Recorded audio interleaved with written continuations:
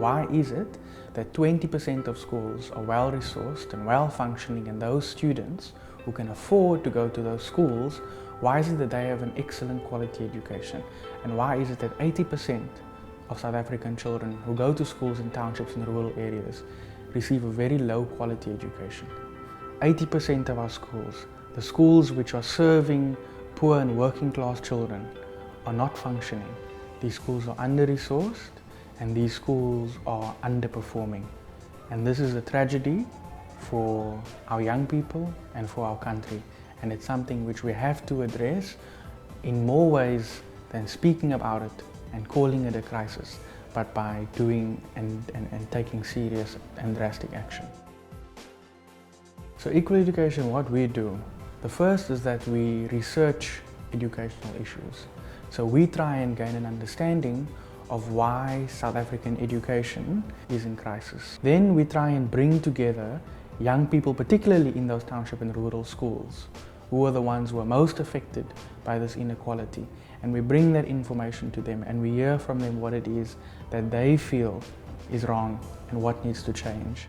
Our organization is campaign-led.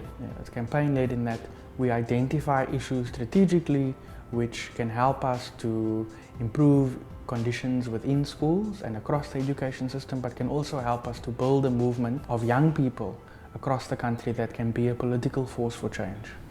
Of the 24,793 public schools in South Africa, 3,500 schools do not have electricity.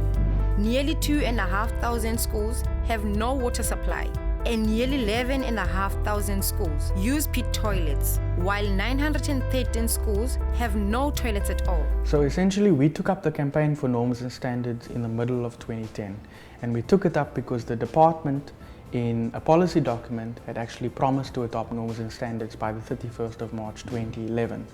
What happened then was that we raised public awareness, we mobilized our members around the adoption of norms and standards, and this was never done. What eventually ended up happening is that we took the minister to court, but she then settled the case before it was meant to be heard. And she agreed to adopt norms and standards. We now have a court order against the minister whereby she has committed herself to adopting norms and standards, and if she fails to do so, she will be in contempt of court.